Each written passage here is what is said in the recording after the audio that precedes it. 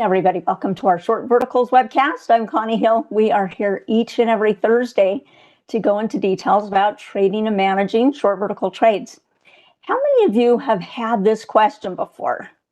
Oh man, something's going against you and you're thinking, how can I salvage this trade? How can I make something good happen out of something that just looks really bad right now? Well, if you've thought that, you are not alone. Probably all of us have thought that at one time or another with a trade. We're going to go into some details about that because that's what's happening with one of our trades. And so we're going to show you something that's called a change of polarity, which basically means we're changing the trade up from what we originally submitted. Now, I am joined in the chat here by Brent Moores. I'm happy Brent's here. He knows this strategy inside and out. So as you have questions, feel free to put them in. I'll try to pay attention to the questions, and there might be some that Brent will have to pick up for me. So we appreciate him being here. Now, I hope you're following us on X. I am Connie Hill, CS. Brent is Brent Moore, CS. We'll post educational content throughout the trading day, things that we see that are a little bit interesting. Then we think if we think it might be of value to you, we'll go ahead and post about it. Okay. Let's go ahead and go through our disclosures, and then we will lay out the agenda for today. Options carry a high level of risk and are not suitable for all investors. What we talk about today is for information, I should say informational and educational. It shouldn't be considered a recommendation of any sort. We will be using the Paper Money software application. It's for educational purposes only, but it's a great place to practice this and other strategies as you're becoming familiar with them. Investing involves risk, including the loss of principal. Short options can be assigned at any time up to expiration, regardless of the in-the-money amount. Something that's different on Paper Money than your live account is Paper Money won't assign you early. So want to make you aware of that so you don't have a false sense of security that maybe nothing would happen to you until options expiration, when that's not the case when you're in your real live account. Past performance of any security or strategy does not guarantee future results or success. We're going to talk a little bit about short verticals, which we do every week, and basically what a short vertical is. This is an intermediate level class, so I'm going to assume that you have spent some time in a class called Getting Started with Options with Barb Armstrong, who teaches that. She does a fabulous job, and she'll go week by week over the different strategies that you might consider trading. And she'll do one in there on short verticals. So if what we talk about today, you're feeling a little overwhelmed with it, don't worry, go hit one of Barb's classes and then come back. And then I think you'll feel a little bit more comfortable. One thing that's important with the trades we do in this class is actually managing the trade. Sometimes you think, man, I get really good at putting them on, but this is where I have questions as the trade is developing, and maybe I have some concerns about it. And of course, we're going to look at a lot of examples here today. So how many of you have ever thought that before? Boy, what can I do with this trade that's going against me? Is there a way to salvage it? All right. If that has crossed your mind a time or two before, let me know in the chat. I'm just curious to know. Now, what we're going to do here initially, we're going to take a look at some of our positions we need to follow up on, including what are we going to do with the trade that's going against us. All right. And then, of course, we're going to put on some new positions here as well. So I've got a pretty full agenda for us today, hoping I can get through all of it. Now, I've got the SPX chart up here. It's running again. Oh, my goodness. Do you see this new all-time high here that it put in just a little bit ago here today? Yeah, the SPX is, again, at a new high. All right, there's lots of you that have felt that before about, how do I fix this? Yes, okay, you guys are in good company. See, look at the good company you're with.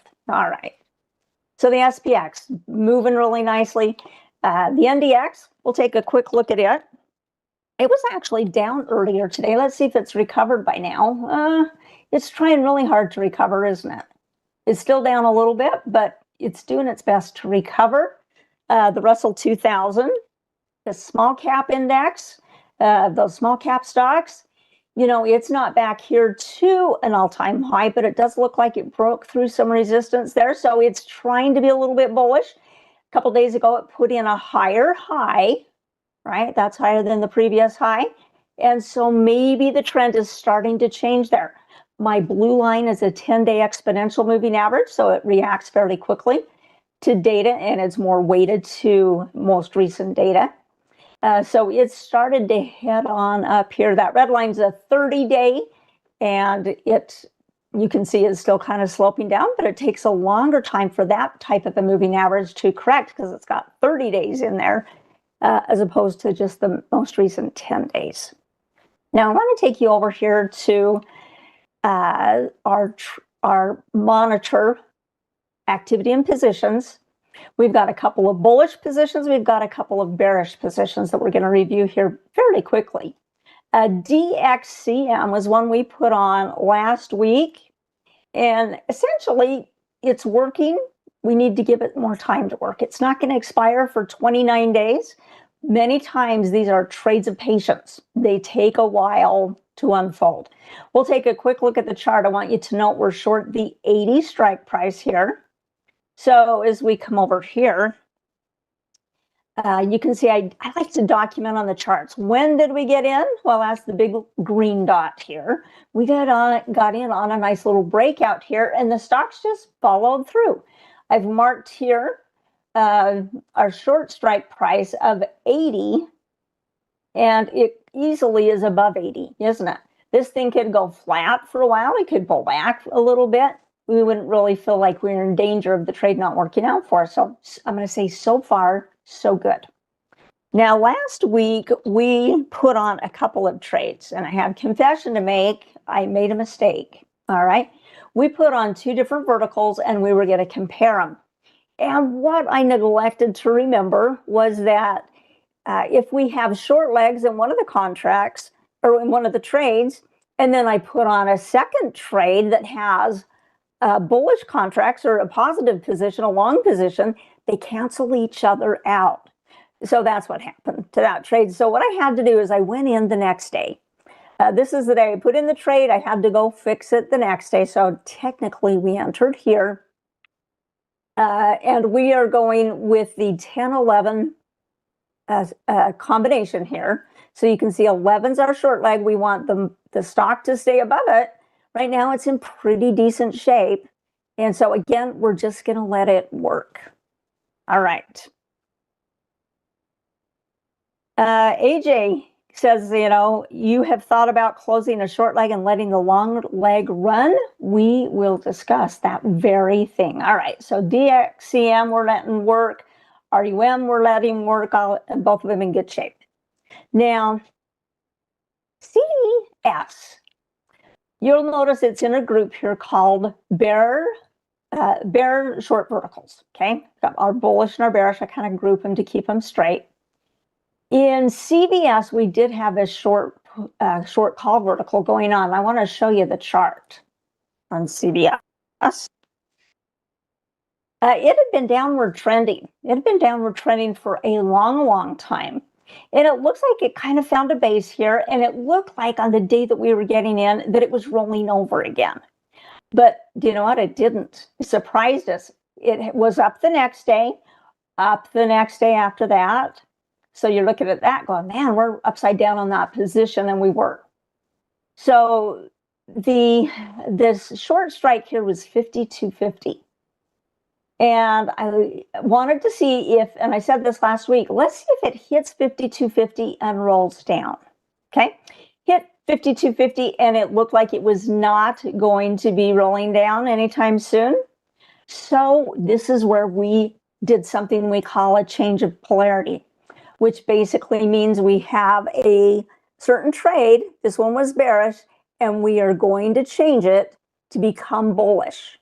Okay.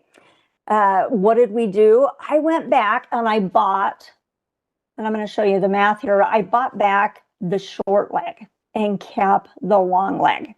I kept the 52.50 call. And the idea is here, kind of some rules some people like to use is one, has the trend changed? Is this, they're kind of like, is changed? And what the position we have on right now is not suitable for what that stock is doing right now. You know, some people might call it something like I'm wrong on the trade. And being wrong doesn't mean that you're bad or have bad rules or that you're lazy. It just means, hey, this thing changed and it's not what it was initially. Okay. And so we want to make sure that we're wrong. And number two, to do what I just did here, and I'll show you the math here in a second, we need to have a little bit of time, because by buying back the short leg, we did so at a pretty decent loss. And so we want our long leg to make up the difference of that and then actually move on and hopefully be a little, putting us in a positive position instead of a negative position. So as I come over here to the account statement on CVS, what you'll see here is our short leg. That was the 50. And I wrote it down on my chart wrong, or right. I think I may have documented that wrong. I'll have to check that when we go back out to the chart. But essentially here, we sold it for $1.39. We went and bought it back for $4.05.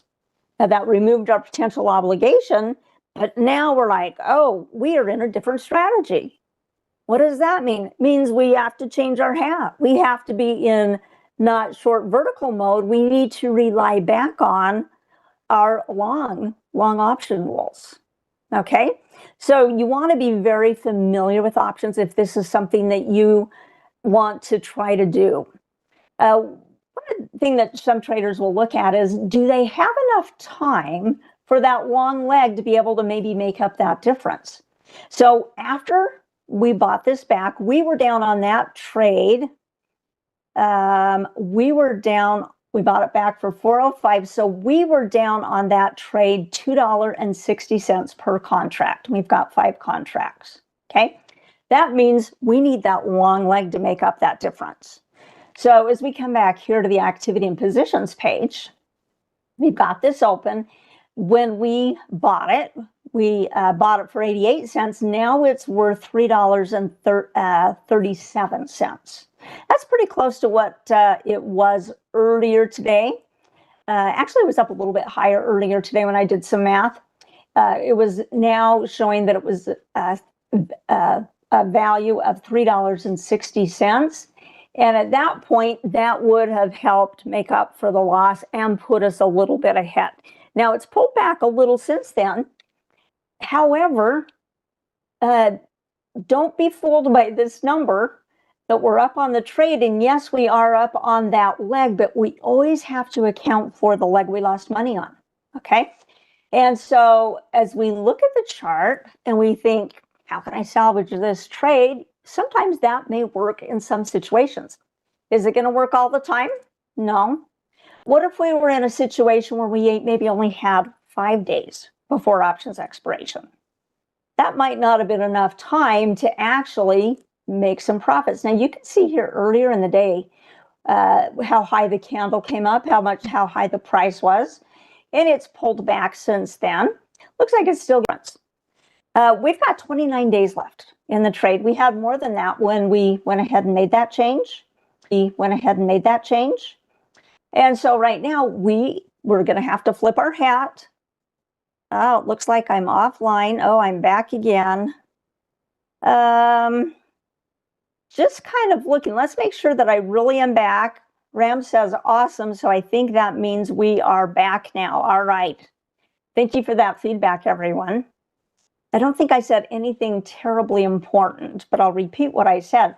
Just the idea that when we made this change and bought back the short leg, we had more than 30 days left. Today we have 29 days left. Okay, so we're going to switch our hat. It's not long options class, but that's the trade we're going to work with right now.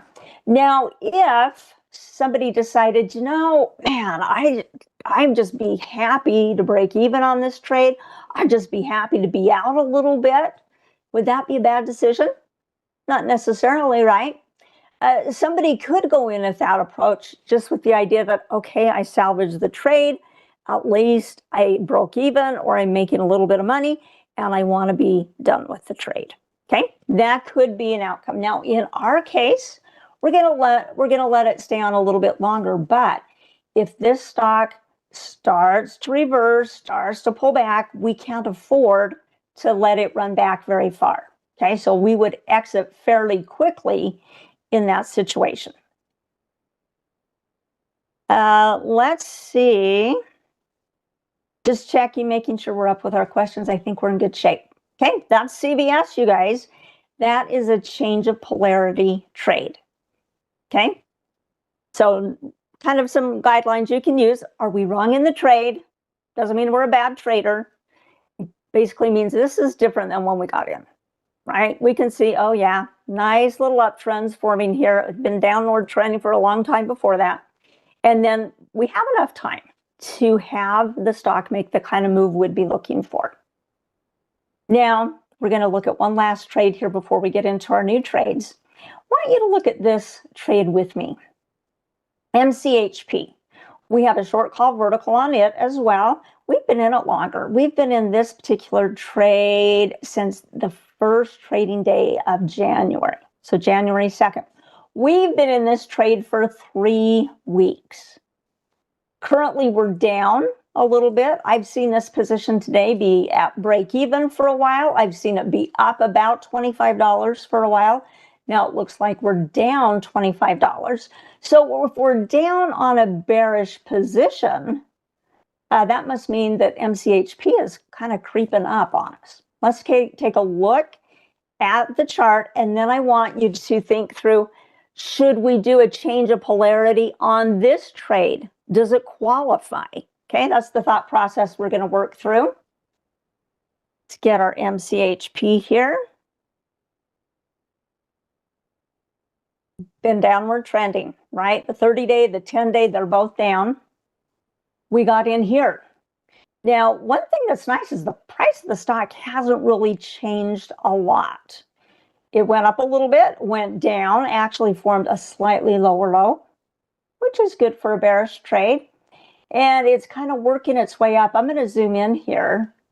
It doesn't look like it's quite come back to the high that it made here on January 6th. Okay.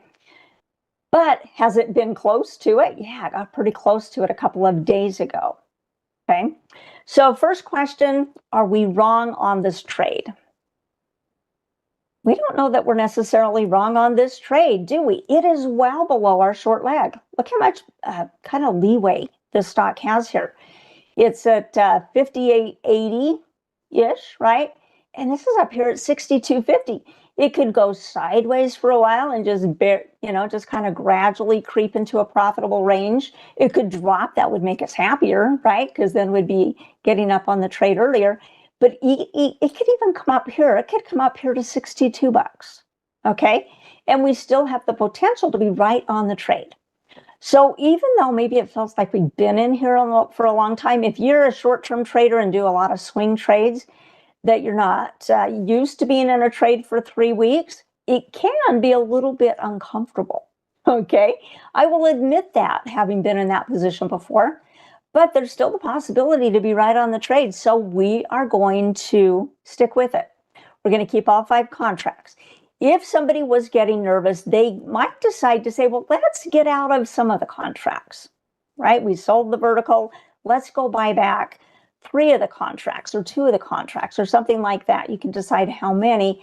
If you're feeling like you need to be a little bit protective, somebody could decide to do that. All right. So answer to this question is, it doesn't really qualify for the couple of things we talked about. We don't necessarily know we're wrong in the trade, so we're not going to mess with it. We're not even going to try to do what we did with CVS because it's not apparent that a change is needed. Okay. Now, I want to check this here. Kevin says, now, if we do this and we are wrong, and I think you're talking about CVS, and it goes back down, could you lose more than the original position sizing, and how do you factor that in? Fantastic question, Kevin. Let's go back to CVS here. Get that chart up. Let's ask the question. If we were to get into a position where, well, right now we're a little bit positive, okay? If we wanted, we could come in here and say, let's put an exit at a break-even point. We could put in an exit right now and say, ooh, I'm just happy that we made some money and we're on our way, okay? That could be completely a possibility because now we have a long option and time decay works against a long option position versus a short vertical, time helps a short position. Okay. So how would you do that? We'd put on our rules for our long options class. In fact, Brent, who's here in the chat, teaches the long options class during the week. Brent, I can't remember. I think you do that on Wednesdays. I'm not positive, but if you want to tell these guys when you teach that class, that might be helpful to some. We're going to just be really tight on this. If we wanted to go in and calculate, we are where our break-even point is. We could go in, we could put a number in there now. The intent here is that we don't want to really lose any money on it, so it would be very, very tight. Now, it is theoretically possible. Say we left it here and tomorrow CVS had really bad news. Maybe they came out with same-store sales or, something like that, that put them in a position where it's like their sales weren't as good as the last time. And yeah, it could gap down. It could just gradually move down as well. And yeah, it could put us in a position that we're going to lose twice on the trade, and we don't want to do that. Okay, that's why we've got to be really particular about how long we hold on to this long option. So hopefully that gives you some idea. Hardy says, what do we do if the expiration is only 5 days away? I think that question goes back to our MCH peak, which was if we only say had 5 days left, well, maybe it could have referred to either stock. If there's only 5 days left, what I was saying was if that were the case and it was just going to expire in 5 days, we might not have time for it to reverse, right? Let me go back to CVX here. No, not CVX, CVS. Got to type the right letter in there. If we only had 5 days here, we might not have had time for it to even make a move for us. Okay, because on a long option, do we want to be holding it 5 days before it expires? Most people probably wouldn't, right? The idea would be make the move, get out well before options expiration. All right, I'm hoping we're out of CVS tomorrow or maybe Monday, right? Monday would have time decay over the weekend. That wouldn't be good for a long position.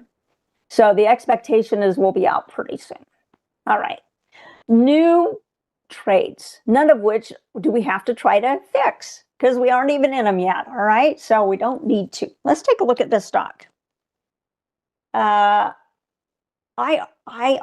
I think it's an abbreviation for this company. They changed names recently. Okay. And on this, looks like you guys, I lost you again, but now I'm back. Brent says, okay, thank you. I'm sure our producers behind the scenes are trying to clear up whatever the issue might be. All right. This stock kind of has started a pattern just recently of making some higher highs and higher lows. Okay. This one today, I really liked how it did what? Kind of broke through this 1129 resistance. Now, sometimes short verticals, people don't like to do them on lower price stocks. And so we're going to do actually a combination of some lower price stocks and some higher price stocks. Okay. The reason for that is sometimes you just don't get strike prices that work out nicely if you're in a really low dollar stock. And this one is low. As we come over here to the trade tab, the other thing I liked is that it's RSI was at least keeping even and looked like it was trying to go up here as well. So for a short call vertical, a bullish trade, that, we can do that on neutral trending stocks or bullish stocks. This one looks like it's kind of has been a little bit neutral, moving to bullish. Now this has weekly options, but I went through and picked through them earlier. They're not that liquid. Okay. So when options are not that liquid, we're just going to go down to the monthly option. We're just going to work off of that. It has 29 days. So as we look at what kind of a delta would be looking to sell, well, we would be looking to sell a delta that's maybe a 30-something delta or a 20-something delta, just kind of depends. Can you see how high the implied volatility is over here on this right-hand side? Implied volatility on these options are what? They're pretty high. Okay, So given that they're pretty high, that means these premiums are pretty juicy. So what we're going to look to do here, and the delta's changed a little bit since I mapped this out earlier, so we may have to make a change, but we're going to sell the 11 and buy the 10. That 11 is at a 30 delta. Earlier today when I was eyeing the trade, it was like a 27 delta, 28 delta. Okay. Right now, selling this one, it has about a 59% chance of expiring out of the money, which means exactly what we want in this trade, right? We want it to expire worthless. So let's go ahead. Let's set it up here. We're going to say sell vertical.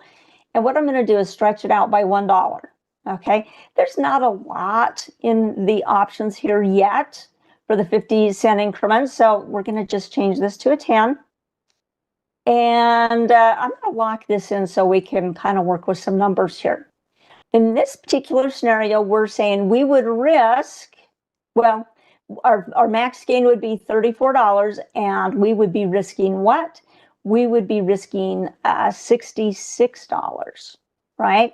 1 minus whatever our credit is here. So if we were trying to say, well, is that a good enough percent? Do I like that? We'll take 0.34 and divide that by 0.66. That's going to give us a 51% return. Now, that's pretty healthy, okay? And I think that's indicative of the implied volatility that's priced in here. Now, that might lead some to say, I'm just going to make a note here, 10, 11. We're going to put in 34 for about 51%. Some might say, well, maybe we should go further out of the money. And we could go further out of the money here. If we did, let's leave this a blast off. If we did, we might come out here maybe like sell a 10. I mean, we could start at the 10.50, but there's just not a ton of open interest here. And we love to be where there's more open interest. So let's just see if the numbers make sense here. If we sold a vertical and we did the 9 here, and so we did a 10.9, we have a 23-cent credit. Okay, I'm going to lock that in here as well so the numbers quit shifting around. Then we'd be risking what? We'd be risking in the neighborhood of what, 20 or 77 cents, right? To make 23 cents. So 23 divided by 0.77. That should be right, but I'm going to do the long math here just to make sure. 1 minus 0.23. Okay, just checking my math. So 0.77 is what our max theoretical loss. So 23 divided by 0.77 is a 29% return. Now, I remember last class, somebody chatted in and said, I like to get at least 1% per how many days are left before the option expires. So that actually matches up with 29. So it depends on if you would prefer something like that, knowing that you would be starting out at a 70% probability that it would expire out of the money. Now, these are not certain that they're going to happen, just the probabilities for where price lies right now. Okay. For our purposes here today, guess what? We're going to do the higher one. We're going to delete this second one, but it wouldn't mean that you were bad if you chose the other one. We talked about reward and probability and how you're just trying to even out the teeter-totter. And you get to kind of decide how you want to do that. Okay? That's why I say it doesn't mean that it's bad on the trade or it's a wrong trade or something like that. All right. We can risk $1,000 in any trade here. So if our loss here is 66, let's take our $1,000 and divide that by our $66. That says we could do 15 contracts. Now you might be going, whoa, that's a lot of contracts. But that's the number it works out to. So we're just going to do it. All right. We're going to change this to a 15. And then one thing that can be helpful to do is say, put our order in to exit if it gets to that point, right? Just put it in from the get-go. So we're going to change that to a first trigger sequential. We're going to create an opposite order here. And how much of this do we want? If I were a great artist, which I'm not, I draw a really cool picture for you. And I would draw a picture of, see if we can tell what this might even be. Okay, this is a bone. All right. We want to get a bunch of the meat off the bone, but we don't need to get every little scrap. Okay, maybe your dog would look at it and your dog would want every little scrap off of it. We're not going to. We just want a chunk, a good chunk off of the bone. So let's go today with this one. Let's go 75%. If we get 75% of 34, then we've only got 25% left. Okay, so we'll take 0.34 times 0.25. We're going to go buy this option back. I'm going to round up. We'll just go buy it back at 9 cents. Now, your number doesn't have to be 75. It's just the one we're using today. Sometimes I use 70. Sometimes I use 80. Sometimes, I just use a number that's a chunk of it. All right. And we'll make this good till canceled. Now, let's see. Now, Randy's wondering, if this would be a good candidate for a covered call strategy. And it very well could be. But since this is not a covered call class, I won't be doing that kind of a trade. Now, this is a bullish one, so we're going to put it in our bullish verticals bucket. All right. And we got filled exactly what we put it in for. Okay. Next up, let me see if there was any other questions regarding this particular one. Yeah, Debbie says, I like the idea. She's saying that to Randy about maybe doing a covered call because the premiums they're nice. They're pretty decent premiums right now. That's true. Let's pull this up. Let's go ahead. Actually, we're going to do one other thing first. How many of you have taken advantage of hitting one of our live workshops? Have any of you done that? I know there are certain ones of you that did. There were several of you that were at the Houston workshop. I believe that was in November. I hope you guys are kind of thinking, hey, I want to get in on one of these workshops. I'm going to head over here to, let's come over here to Charles Schwab. I've logged into my account, come to learn, and then come to our Schwab coaching page. And then come over here to our in-person events and view the calendar. This is where you see what's coming up. All right. So I think Seattle might be full. You might not be able to get into Seattle. That's going to be next weekend. I'm not sure on Atlanta. Right now, it's available for you to join. But I think it's getting fairly full because the closer we get, they sometimes kind of book up there. What I want to point out to is one we haven't had for a long time, and it's an advanced option strategies workshop. It's going to be in Chicago. They're going to have a fairly big venue for that. So those of you that have not been to an advanced option strategies, because we haven't had it for a while, but you feel like you're getting to become a more maybe seasoned trader, feel like, yeah, I'm ready to tackle some other types of strategies, this is a great opportunity, okay? 2 days, we feed you goods, you can bring your laptop to take notes, and it's a great experience for you. Let's see. Howard says, I have attended several workshops. They are great. Thank you, Howard.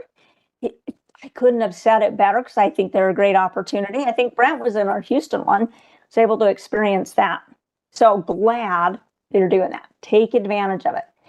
The other thing is make sure you subscribe to our Trader Talks channel. Makes it so much easier to find our content. I love doing this with different podcasts and series that I like to follow. Okay, so we've got some different watch lists for you here. You can go and pull up the playlist. Brent posted earlier his long options playlist. You could come out here and see what our short verticals have been in the past. Okay, so just want to point out to an easy way to find us. Okay, so do yourself a favor, become a subscriber. All right, I want to take a look at one more chart here with you. I think we have time. We can put this in here. Netflix. I know some of you do not like to trade over earnings. It's just it just gives you a pit in your stomach, or you get too nervous and you're like, I just don't want to do it. And, on some strategies, there might be some strategies that you decide at different instances on certain stocks that you might decide to trade over earnings. Or if you're a person that really holds positions for a long period of time, you can't get to a long period of time unless you hold over earnings.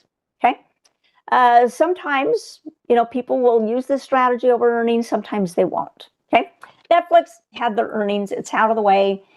Market loved what they had to say, right? They gapped up, clear up here to $9.99. Fell the rest of the day, but they were still up a tremendous percentage. Now, many times the low of a gap day acts as support. And so I'm actually going to adjust that a little bit. I'm going to move that line to the very bottom of that candle.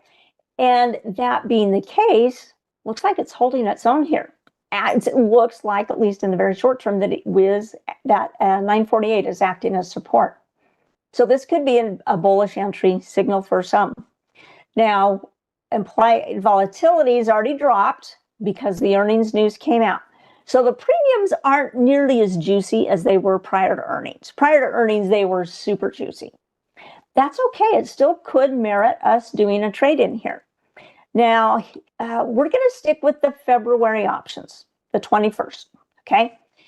Even though it has some weeklies, they're not as liquid as what I'd like to see, okay? It's a bullish stock, so we're going to do a bullish vertical, all right? And again, we're going to use our delta column to identify what we might want to sell, a 30-something to a 20-something, right? So you can see there's a lot of possibilities, 39, 37, 34, 31, 29, 26. Any of these could be potential. Now, the one I had eyed before our class started, I think I don't know if it makes sense to do this right now. We'll test it out and see. I was looking at selling this 940 and buying the 930.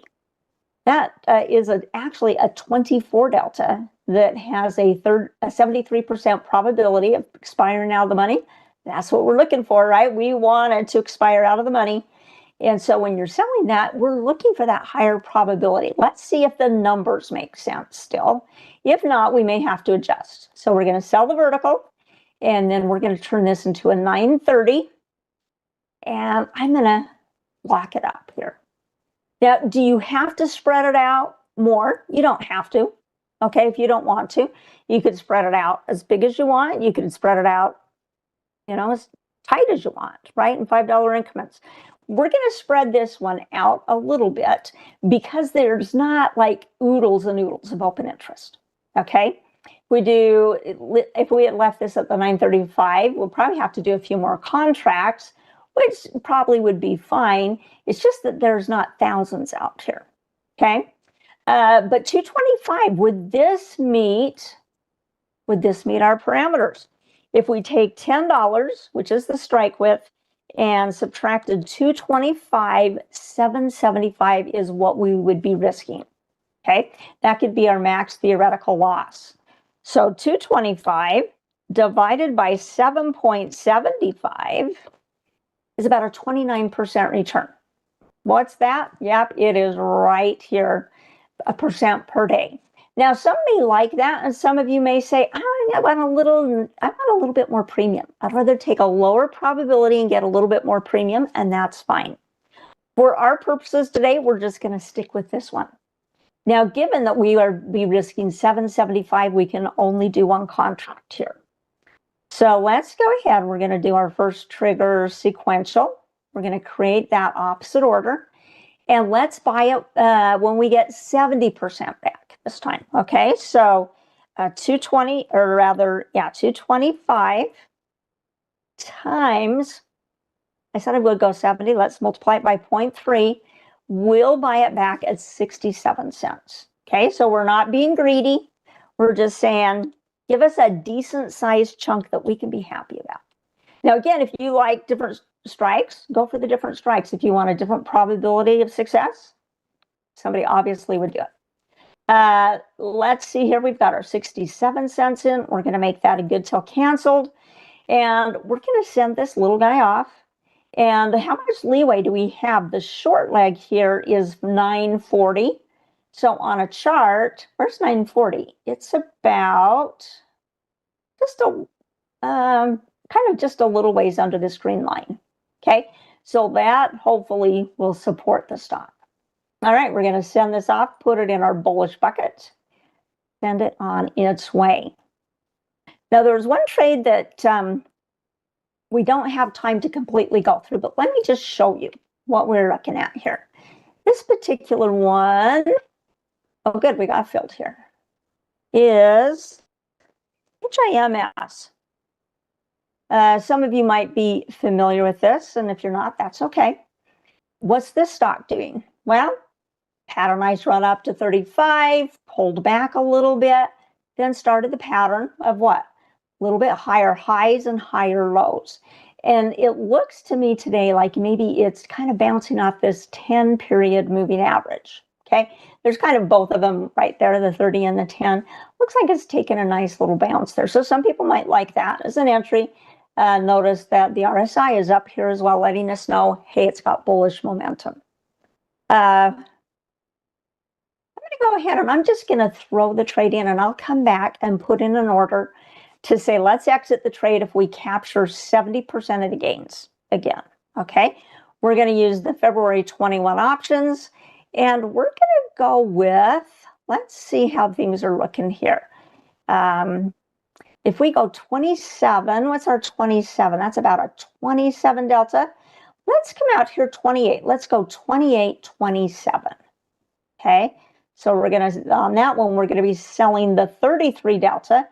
And let's go here. We're going to just change this to, let's see, how far do we want to go? Let's just go to 26. All right, we're going to go for a 70-cent credit. Okay, so I will put this order in right now, and then we'll follow it up.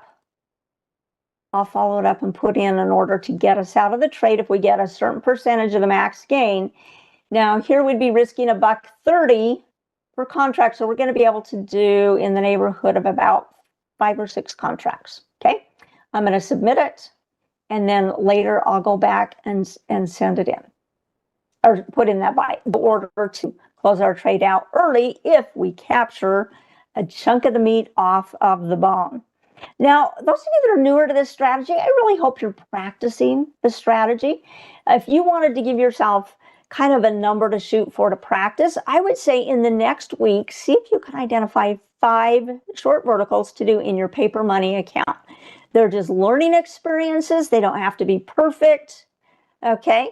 But just the idea so you get really comfortable with doing some strike prices and looking at probability of success versus profitability, kind of like what we talked about last week, okay? So that's going to be my challenge to you this week, 5 paper money trades for learning purposes. All right, you guys, my time is up. Coming up is going to be getting started with stock investing. If you're feeling like you need a little bit more of the basics, this is a fabulous class to go to. Kevin Horner is going to be starting that class right at the top of the hour. Brent, thank you so much for your help here today. Thank you to all of you for being here. We'll see you again next week in Short Verticals. Bye-bye.